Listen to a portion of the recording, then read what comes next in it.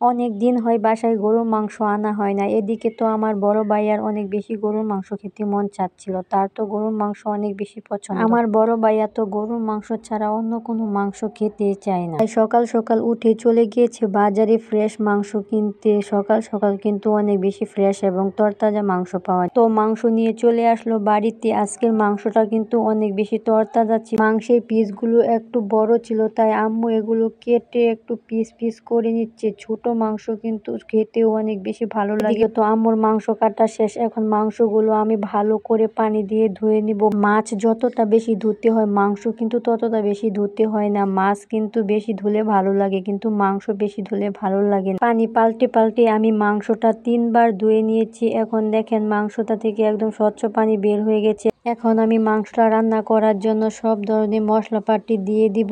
প্রথমে আমি একটা পাতিলে মাংসটা নিয়ে নিয়েছি। তারপর এখানে অনেকটা পরিমাণ পেঁয়াজ কুচি দিয়ে তারপর দিয়ে দিলাম পেঁয়াজ বাটা, রসুন বাটা এবং আদা বাটা। এগুলো দিয়ে আমি দিয়ে দিলাম গোটা কয়েকটা গরম মশলা এবং 2-3টা তেজপাতা। এগুলো দিয়ে এখন আমি দিয়ে দিব সব ধরনের গুঁড়া মশলা। প্রথমে দিয়ে দিলাম পরিমাণ মতো মরিচ গুঁড়া, তারপর দিয়ে দিলাম পরিমাণ মতো হলুদ গুঁড়া এবং দিয়ে দিলাম ধনিয়া গুঁড়া। সব ধরনের গুঁড়া মশলা দেওয়া শেষ হলে এখন আমি দিয়ে দিব এখানে অনেকটা পরিমাণ জিরা গুঁড়া, তারপর দিয়ে দিব পরিমাণ মতো সয়াবিন তেল এবং লবণ। এখন আমি অনেকটা সময় নিয়ে হাত দিয়ে ভালো করে মাখিয়ে নিব। গরুর মাংসের স্বাদ অনেকটা বেশি হাতে মাখানো এবং কষানোর উপরে নির্ভর করে। যেহেতু তরতাজা মাংস তাই হাত দিয়ে ভালো করে মাখিয়ে মাটির চুলায় গরুর মাংসটা রান্না করে নিব। এই তো এখানে আমি হাত দিয়ে অল্প পরিমাণ পানি দিয়ে দিয়েছি। এই পানিটা দিয়ে আমি গরুর মাংসটা কষিয়ে নিব। এই তো মাটির চুলায় আমি গরুর মাংসটা বসিয়ে দিয়েছি। তারপর একটা ঢাকনা দিয়ে ঢেকে দিয়েছি। কিছুক্ষণ পর ঢাকনাটা তুলে একটা চামচ দিয়ে ভালো করে মাংসটা আমি মশলার সঙ্গে মিশিয়ে নিচ্ছি যাতে সুন্দর করে কষানো হয়। তারপর আবারও আমি একটা ঢাকনা দিয়ে ঢেকে দিয়েছি এবং যখন